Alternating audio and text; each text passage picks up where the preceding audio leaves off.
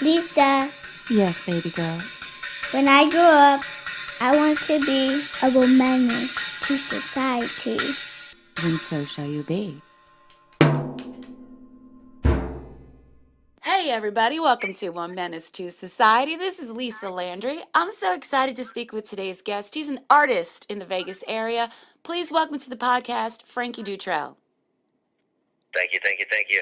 So what are you doing in Vegas? You're from Louisiana originally. Yep, was originally in Louisiana my entire life, and then up until probably, it's been about a year and a half now, we decided to make a change and came out to the Vegas area. You know, I wasn't there when the storm hit. I had already left the New Orleans Yes, area. You were there for the storm, yeah, for Katrina? yes, we were.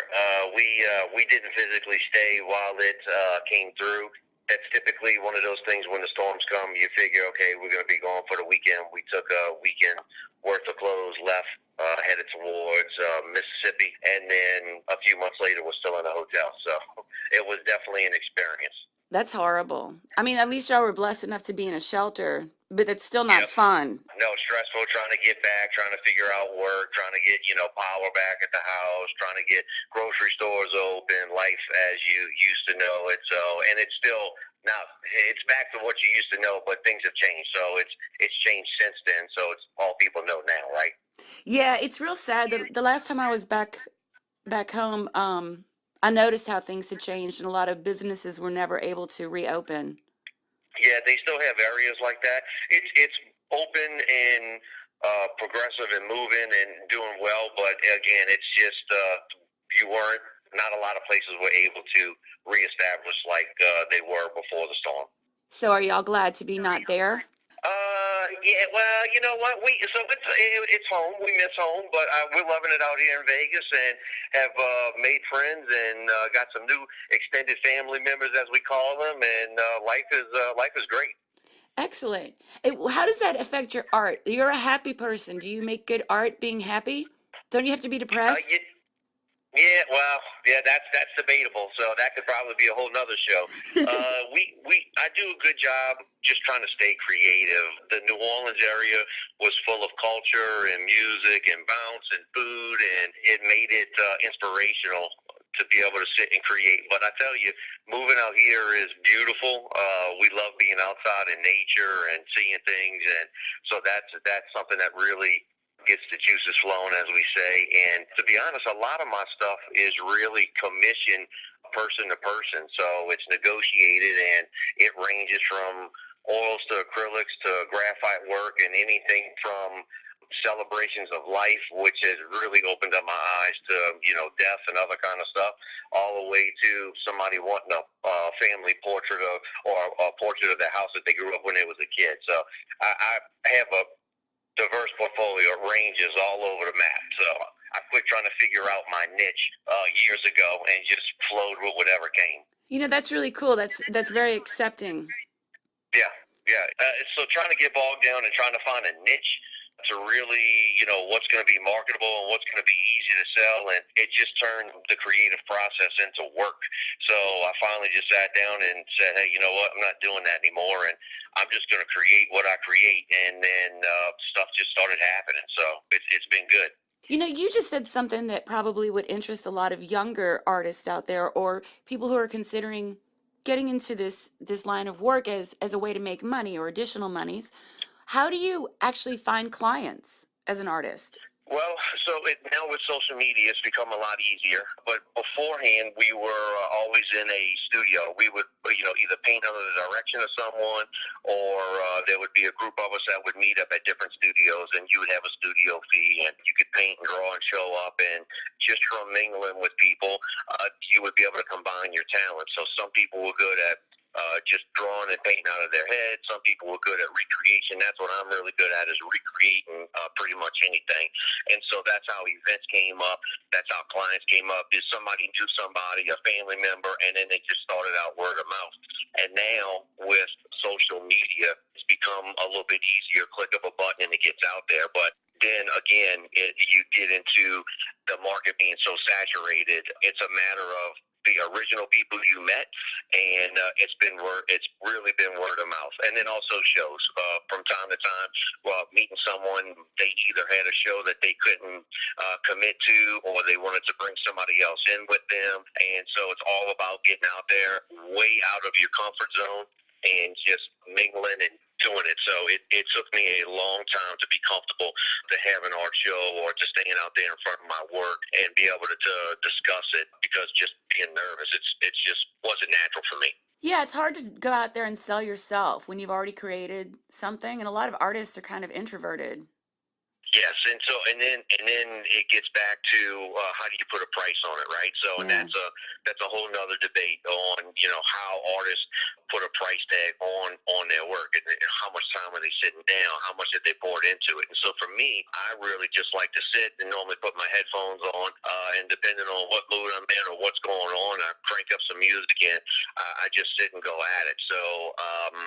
Things that I've tried to streamline pricing, but again, it's a difficult process. So that's why I have found a success in a lot of just direct commissioning, because you're able to talk to the individual about, hey, this is what I'm creating, this is how long I think it'll take, and then you're able to bring them along in that creative process and show them from start to finish, hey, this is the line drawing. We went from a blank page to a line drawing to shading to, okay, now you want to add color, and you let them help develop the process as you go, and then it makes them feel like they're really buying something of worth, and it's not just they're walking by, saw something, and or at a big box store and decided to purchase it. They're getting something from someone, a piece of them, also with their inspiration included. Yeah, it's good to work with your people, your clients, I would imagine. Yeah, it makes it a lot easier. That is for sure. They're probably happier at the end. The outcome is much more what they think they're going to have. Yeah. Yeah, exactly. Yep, exactly. You keep them engaged the whole time, so if there's something that goes wrong, or if they were thinking something else during the process, you have that open communication. It's not, hey, you knock on the door, or the mailman drops it off, they open it up, and they're like, well, that's not really what I wanted. So then therein lies another problem. How often does it happen where you begin a commissioned piece, and as you progress in creating that, it becomes something almost totally different, and your client is happy that that happened, and so are you? Does that happen a lot? Yeah. It does, actually, because a lot of that sits down. So I'll get a lot of information from the individual, and again, whether it be a celebration of life for somebody, whether it be I've done anything from infants to teenagers, or if it's just a family portrait or something to that effect. Being able to sit down and hear, I get a lot of their information from them about the individual or about the piece itself. And as I sit down and listen to music, no matter what it is, I just kind of block everything out and start going through the process, and then find myself sometimes like, I know that that's what they asked for, but it would look a lot better if we did it like this, and just put that art touch on it, so that way when they get it, hung up on the wall, it has a little more pop and life to it. They always end up happier. What music inspires you? What do you listen to? Oh man! So I listen to a wide variety of music, and that can be anything from rap to hardcore metal to, it's Dave Matthews, a lot of him. But it's a variety of stuff. It just matters on the piece that I'm working on, and what after I've talked to the individual or the family, and just sit down and go with it. So. Do you ever put on music that feels like it would be something that the family would listen to?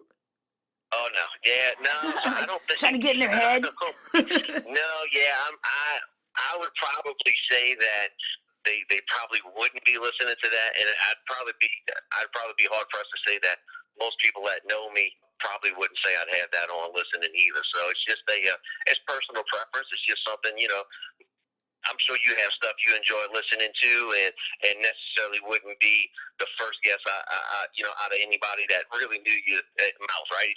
Just really what you like at the time. So. What is your favorite medium to work with? So at the beginning, I used to do a lot of oil work, and because I had the space to work on that stuff, because when you're working in oils, it takes it significantly longer to dry. But to be honest, with oils and acrylics, I have to do a lot of thinking. There's a whole science behind of color mixing and how it lays down on the palette.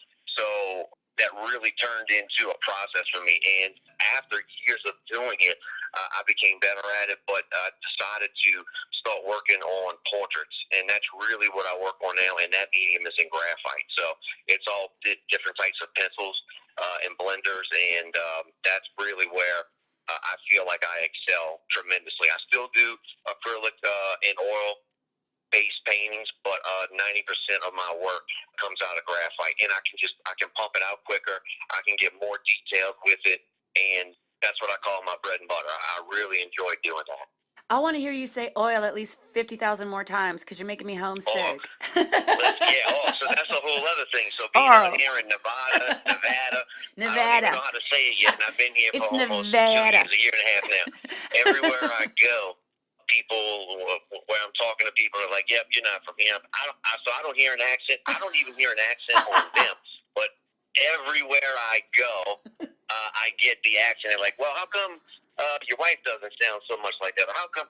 I don't have an answer to that. I base it off of education. I said, "Hey, I don't know. This is how I talk. I don't know what to tell you." So she had better grades at a better school. What you want? yes, she's college educated, whatever. So I'm trying to be successful here. So if you like the way I talk, I'll keep talking. Just buy some artwork. So I love that. I love it. It's a charming accent. You really are making me homesick. Yeah. Well, thank you, ma'am. Thank you, sir. Are y'all going to get home for the Mardi Gras this year? I know it's coming up. Yep, so we started looking at that, and then hopefully Saints with the Super Bowl and all that stuff. So we're trying to. Hopefully they make it there. We're betting they're going to make it. So it's the home team. So even though I'm out here, that's still a home team, and we're still thinking about getting back from Mardi Gras, seeing everybody, and then jumping back on the plane and heading back out here. It's good weather. Well, it's cold right now, but the weather's beautiful out here all the time, and it's just great. Yeah, there's a lot of sunshine in Nevada. Yes. Do you do a lot of commission work for sports fans? You're talking about the Saints. Do a lot of people who love the Saints call you up and be like, "I need a graphite sketch"? Yep. So I'll do a bunch of that, and then since being out here in Vegas with us having the Golden Knights, the hockey team, that's another thing I'm learning from the bayou to the ice, watching the hockey teams and that stuff. So I pumped out a bunch of portraits of goalies and forwards, and I'm learning all kind of stuff. So, but hey, if you want me to creatively put something down on paper, I'm doing it. So, how do we find you? Where can we look you up?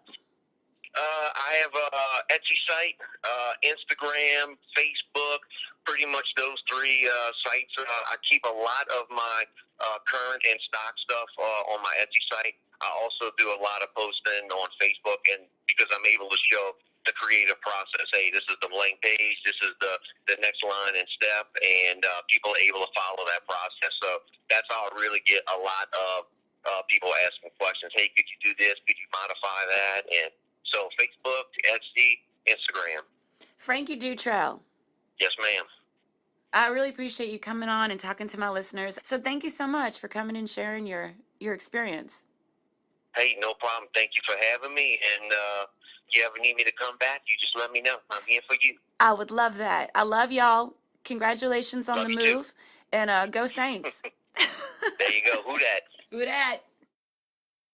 Thank you very much, Frankie Dutreil. And thanks, y'all, for listening. Please check Frankie out online, and please come to lisalandry.com and subscribe to my YouTube channel. It doesn't cost you anything. You'll know when new videos drop. I'm going to be having some stuff coming out soon. And you'll also know when each new podcast drops every Woman is Wednesday. Shout out Ari Bear. Frankie's talented, but you're my favorite artist.